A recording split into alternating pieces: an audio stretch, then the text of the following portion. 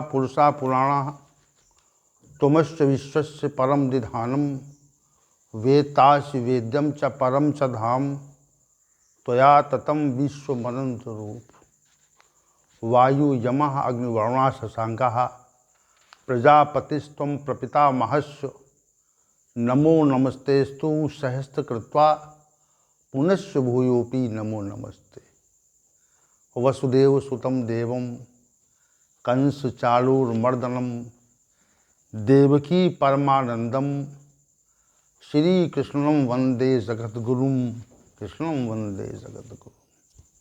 कृष्णाय वासुदेवाय हरे परमात्मने प्रणत क्लेश नाशाय गोविंदाय नमो नमः गोविंदाय नमो नमः।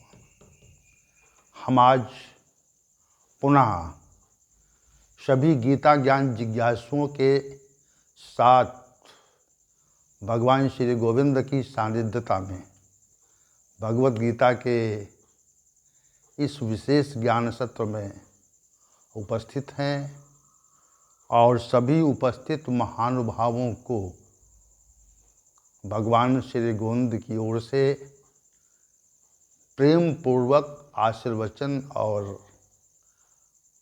स्नेह और मेरी ओर से सभी को प्रेम पूर्वक अभिवादन स्वीकार हो।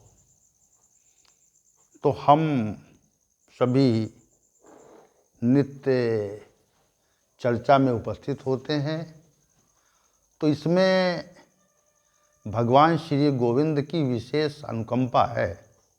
अनुकंपा के बिना ऐसा नहीं होता। देखिए, संसार में सहस्त्रों लोग हैं और असंख्य लोग हैं, 700-800 करोड़ की जनसंख्या इस समूचे विश्व की है। और इसमें लोगों में कितनी व्यस्तता है। व्यस्तता को जब आप देखेंगे तो आप पाएंगे कि व्यस्त है व्यक्ति, और जो बहुत विशिष्ट लोग हैं, जो विशेष रूप से सांसारिक प्रवृत्ति में पूरी तरह से जा चुके हैं, तो वे तो ये कहते हैं कि हमको मरने की भी फुर्सत नहीं है, छुट्टी नहीं है, इतना कार्य है। तो संलग्नता सांसारिक कार्यों को लेकर कितनी है, कितनी अधिक है, ये सब हम जानते हैं और प्रतिदिन इसका आभास भी करते हैं। हम सभी आभास करते हैं कि सांसारिक कार्यों की जो संलग्नता है वह विशेष है, उससे हमको मुक्ति नहीं मिलती। जीवन पर्यंत मनुष्य सांसारिक कार्यों से निवृत्त नहीं हो पाता और अपना अमूल्य समय निकाल कर यहाँ पर उपस्थित होना, ये बहुत विशेष बात है। इसमें भगवान श्री गोविंद की कृपा विशेष है। तो इसी कृपा के आंचल में, उनकी गोद में बैठ करके हम सभी भगवत गीता ज्ञान पर चर्चा करते हैं और प्रतिदिन की भांति आज का सत्र भी भगवान श्री गोविंद की कृपा से ही आरंभ हो रहा है। हम सभी अध्याय 16 के श्लोक संख्या 5 पर विचार कर रहे हैं। दैवी संपद विमोक्षाय निबंधाया सूरीमतः माँ शुचा संपदम दैवीं भिजातोषि पांडव। हे अर्जुन, दैवी संपदा तो मोक्ष के लिए हेतु मानी जाती है और आसुरी संपदा बंधन के लिए हेतु मानी जाती है। हे अर्जुन, तू शोक मत कर, क्योंकि तू दैवी संपदा को लेकर उत्पन्न हुआ है। तेरी उत्पत्ति जो हुई है वह दैवी संपदा को लेकर हुई है, इसलिए शोक मत कर। तो ये बात श्री भगवान ने कही। तो कल का जो सत्र था उसको हमने बंधन विषय पर रखा था। इस संसार में बंधन ही बंधन है। जन्म लेने में बंधन, हम कहाँ उत्पन्न होंगे, इसमें भी बंधन, और ये बंधन रहता है, जीवन पर्यंत रहता है। हमारी जो स्थिति है, हमारा जो उत्पन्न होना है, हमारी जो मृत्यु है, हमारे जो जीवन का परिवर्तन है, इसमें हम स्वच्छंद नहीं हैं। हमारे पास स्वतंत्रता नहीं है, हमारे पास परतंत्रता है, परतंत्र हैं हम लोग। और ये परमात्मा की व्यवस्था के अनुसार हमको यहाँ आना ही पड़ता है। इसमें कोई दो मत नहीं है। आना पड़ता है, रहना पड़ता है, और दुख सुख का उपभोग भी करना पड़ता है। सुख की प्राप्ति के लिए जो प्रयत्न होता है, सुख की प्राप्ति के लिए जो प्रयत्न होता है, वह प्रयत्न नित्य रहता है, और नित्य रह करके हम सुख के लिए प्रयत्नशील होते हैं, परंतु अधिकांशतः हमको दुख मिलता है। सुख की प्राप्ति के लिए प्रयत्नशीलता तो रहती है, लेकिन उस प्रयत्नशीलता के परिणाम में हमको दुख मिलता है। तो इसका मतलब है कि सुख प्राप्ति में के लिए हमारी सक्षमता नहीं है, हम उसमें सक्षम नहीं हैं, हम सुख प्राप्ति के में सक्षम नहीं हैं, तभी दुख मिलता है। और सुख प्राप्ति की सक्षमता होती ही तो हम अपनी सामर्थ्य से, अपने श्रम से हम सुख प्राप्त कर लेते हैं। ऐसा नहीं है। हम सभी अस्वस्थ होते हैं, बीमार होते हैं, हमारे परिजनों की मृत्यु होती है, हमारी भी समय के साथ यहाँ से विदाई होती है। तो ये इसमें बंधन है, इसमें स्वच्छंदता नहीं है। स्वच्छंदता का न होना, परतंत्रता का रहना, ये बंधन है। और श्री भगवान ने कहा कि जो ये आसुरी संपदा है, ये बंधन में कारण मानी जाती है। तो चूंकि श्री भगवान ने इस श्लोक के पहले आसुरी संपदा के 6 विशेष अवगुणों का वर्णन किया, 6 अवगुणों का वर्णन किया, और कहा कि दंभ, घमंड, अभिमान, क्रोध, कठोरता, अज्ञान, ये सब जो 6 दुर्गुण हैं, ये दैवी संपदा को प्राप्त हुए पुरुषों में पाए जाते हैं। 6 अवगुण। दंभ भी रहता है, दंभो दर्पोभिमानस्य क्रोधा पारुष्यमेव च अज्ञानम चाभिजातस्य पार्थ संपदमासुरी। हे अर्जुन, ये जो 6 अवगुण हैं या दुर्गुण कहें, ये आसुरी संपदा के व्यक्तियों में रहते हैं, क्योंकि वह उन्हें लेकर उत्पन्न होते हैं। ये बात श्री भगवान ने कही। तो ये सब बंधन में हेतु कहे गए। इस बात को समझें आप। दैवी संपदा जो है, दैवी संपदा है क्या? क्षमा करें, आसुरी संपदा क्या है? आसुरी संपदा जो है वह बंधन में हेतु कही जाती है। आसुरी संपदा है क्या? तो आसुरी संपदा का वर्णन श्लोक संख्या 4 में श्री भगवान ने कह दिया, प्रस्तुत कर दिया कि आसुरी संपदा है, ये दुर्गुण है, आसुरी संपदा है। तो आसुरी संपदा में जो हेतु है, जो कारण है, वह यही दुर्गुण कारण है जो श्री भगवान के द्वारा वर्णित किए गए हैं। हमें जन्म लेने की बाध्यता दुख भोगने की बाध्यता, अनेक नरकांतिक योनियों में जाने की बाध्यता और मृत्यु के उपरांत नारकी स्थितियों में रहने की बाध्यता, ये समग्र बाध्यता जो है वह इन्हीं 6 दुर्गुणों के कारण होती है। इस पे विचार करें आप। तो पहला जो दुर्गुण है वह दंभाचरण है। दूसरा जो दुर्गुण है वह दर्प अर्थात घमंड है। तीसरा जो दुर्गुण है वो अभिमान है। पांचवा जो दुर्गुण है वह क्रोध है। छठवां जो दुर्गुण है वह पारुष्यम अर्थात कठोरता है। और छठा जो दुर्गुण है वह अज्ञान है। और जो अंतिम दुर्गुण अज्ञान है वह पांचों दुर्गुणों का हेतु कहा जाता है।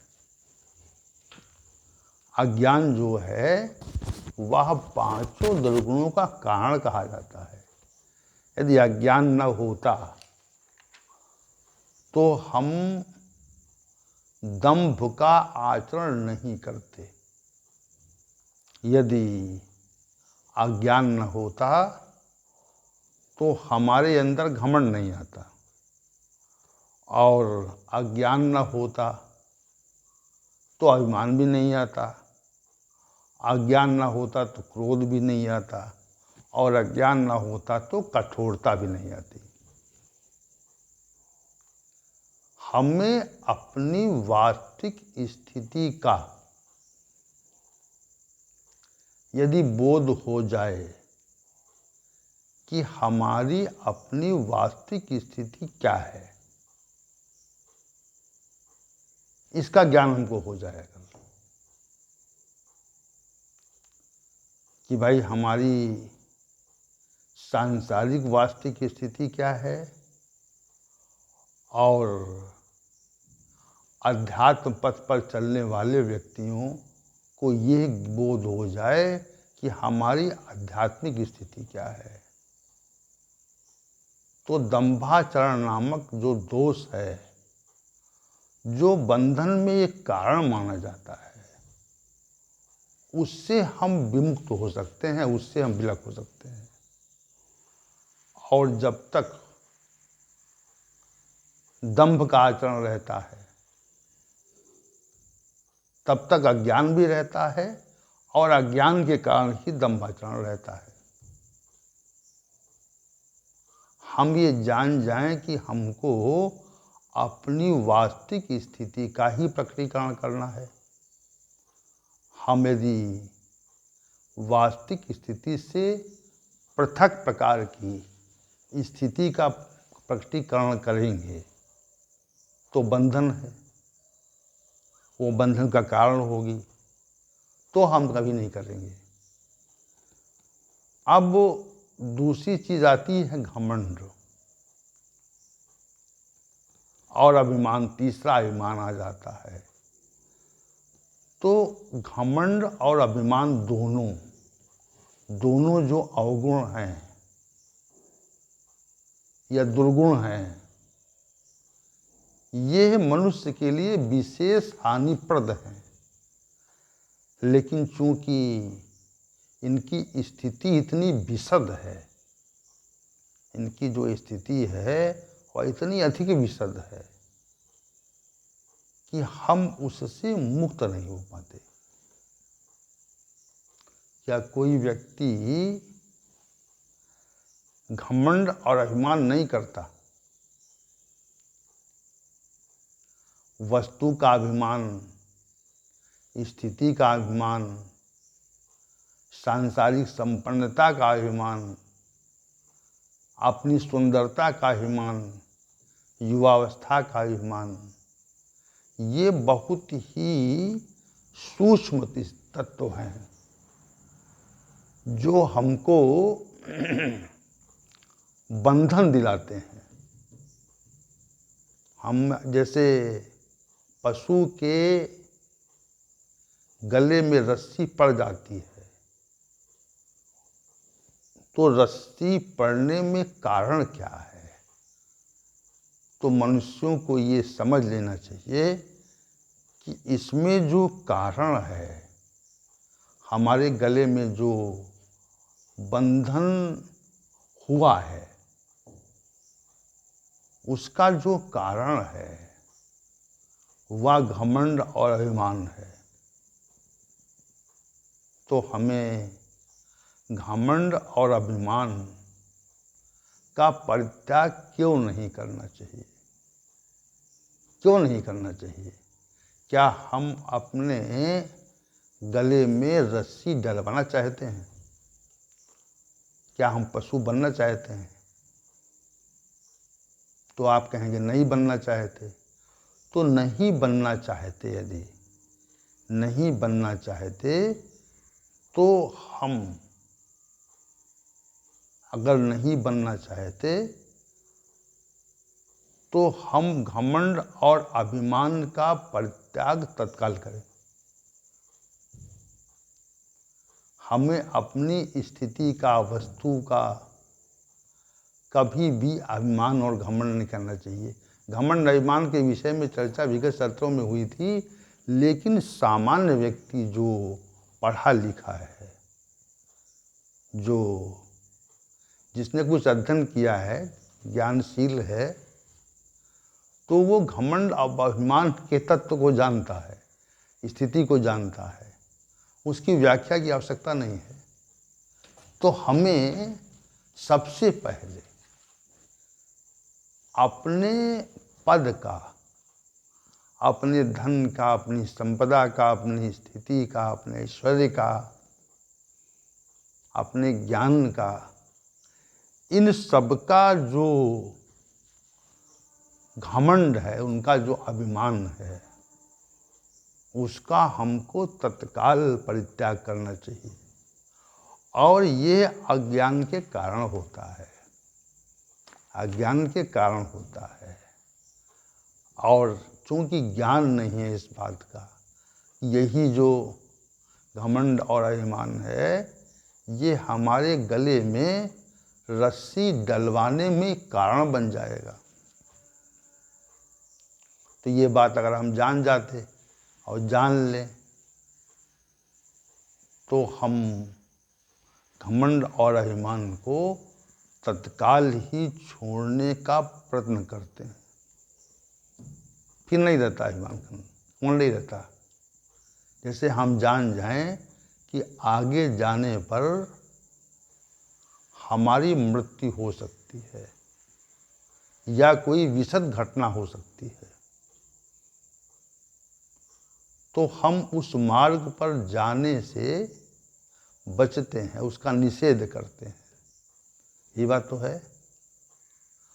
तो यहाँ पर जो बात है वह ये है कि जो हमारे बंधन का जो कारण है, जो हमको बंधन देता है, जो जीव को बंधन देता है, और जो आगे जन्म और मृत्यु रूपी बंधन देने वाला है, हमें असंख्य नारकी योनियों में जो भेजने वाला है, वो तत्व अभिमान और घमंड है।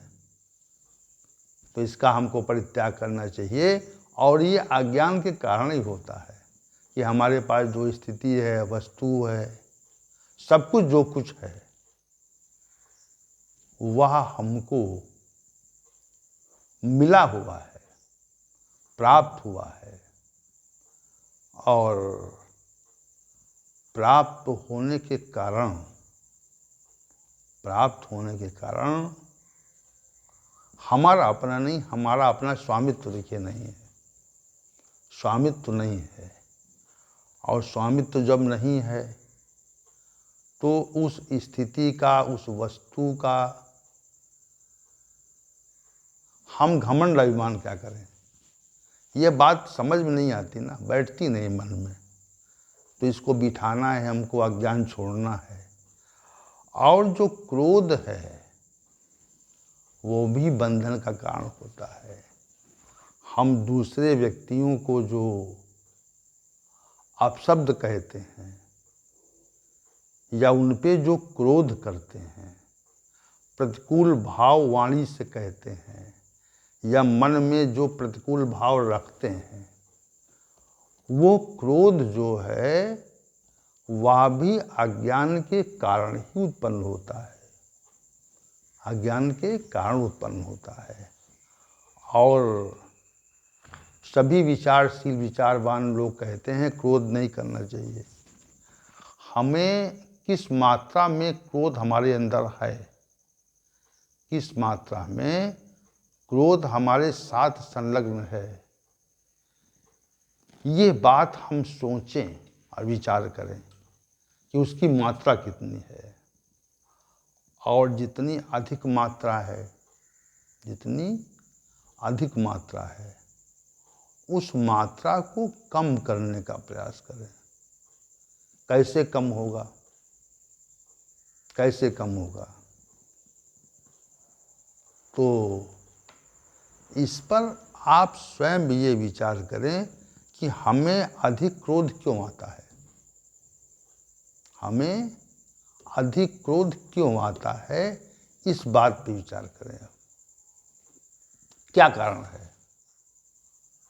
कारण पर विचार करना, क्योंकि किसी भी दुर्गुण के कारण पर विचार करना, यह मनुष्य की सबसे बड़ी श्रेष्ठता है। ये श्रेष्ठता है कि दुर्गुण कोई अगर है तो उसके पीछे कारण क्या है। तो कारण पे अगर सोचेंगे आप, तो आप वहाँ पहुँच जाएंगे जो हमको मुक्ति दिला सकता है, जो हमको मुक्ति दिला सकता है। तो ये जो श्री भगवान ने कहा क्रोध भी कारण है एक, और जो पारुष्य कहा कठोरता रहती है, पारुष्यम जो कहा कठोरता रहती है, तो हम में सहजता और सरलता जब आ जाएगी तो कठोरता का विनाश हो जाएगा। सहज रहें, कठोर न बने, हर व्यक्ति के प्रति दया का भाव रखना, कृपा का भाव रखना, अपने अधीन लोगों के प्रति दया की भावना रखना, कृपा की भावना रखना। ये सब भाव जब प्रकट हो जाते हैं मनुष्य के अंदर, तो कठोरता जो है वह स्वतः ही हमसे विलग हो जाती है। कठोर क्यों हैं हम? कठोर क्यों हैं? क्योंकि कोमल नहीं है, सहज नहीं है, इसलिए हम कठोर हैं। कठोरता क्यों रहती है भाई? संसार में हमारी जो स्थिति है, उस स्थिति को अवैधानिक रूप से जब प्रकट करना चाहते हैं हम कि नहीं, जो हमें अधिकार है, जो हमें सामर्थ्य मिली है, उसका प्रभाव दूसरों पे डालना चाहते हैं। उसका जो प्रभाव है और उसका जो त्रुटिपूर्ण प्रभाव है, वह हम दूसरों पे डालने के लिए उद्यत हो जाते हैं। चाहते हैं कि लोग हमसे प्रभावित हों। तो ये जो है कठोरता नामक गुण आ जाता है। जो छठा है, जो 5 और दुर्गुणों का हेतु अज्ञान है, ये विशेष बंधन का कारण कहा जाता है। अज्ञान क्या है? अज्ञान ये है कि जो ज्ञान नहीं है वो अज्ञान है। जो वास्तविकता का बोध हमको नहीं है कि संसार में जितनी भी संलग्नता है वो सभी अज्ञान के स्वरूप में है, वो ज्ञान के स्वरूप में है ही नहीं, वह ज्ञान के स्वरूप में नहीं है। अज्ञान के स्वरूप में जब है तो उसका हम परित्याग क्यों नहीं करते? हम अपने जीवन के उद्देश्य को जानते क्यों नहीं और जानने का प्रयत्न क्यों नहीं करते? हमें अपने जीवन के उद्देश्य को जानकर उसको प्राप्त करने का प्रयत्न करना चाहिए और न जानना और जानकर प्रयत्न न करना, ये अज्ञानता है जो दैवी संपदा को प्राप्त पुरुष का छठवां लक्षण है विशेष, जिससे बंधन होता है। बंधन तो अज्ञानी से होता है, शेष तो ये सहायक है। 6 जो अवगुण हैं, 5 जो अवगुण हैं, ये सहायक अवगुण हैं और जो मुख्य अवगुण है वो अज्ञान ही कहा जाता है कि ज्ञान नहीं है भाई। हम बेकार अभिमान कर रहे हैं, हम बेकार लोगों को कठोर बोल रहे हैं, क्रोध कर रहे हैं।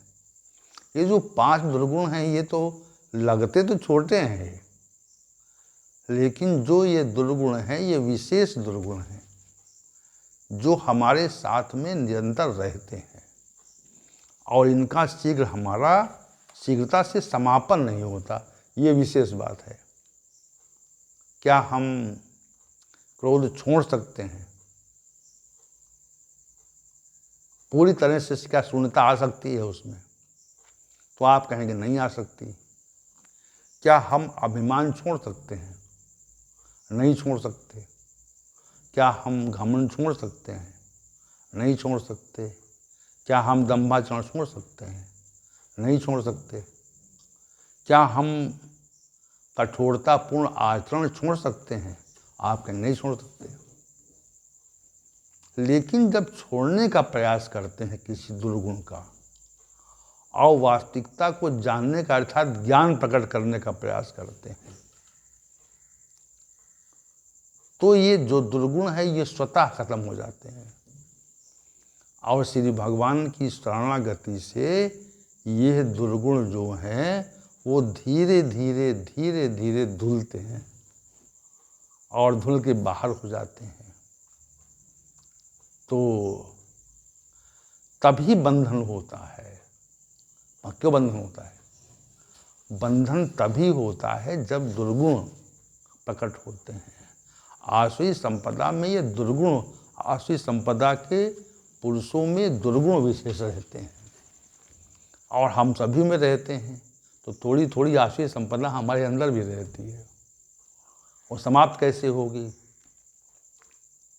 तो वो समाप्त तो ज्ञान के प्रकट होने से होगी।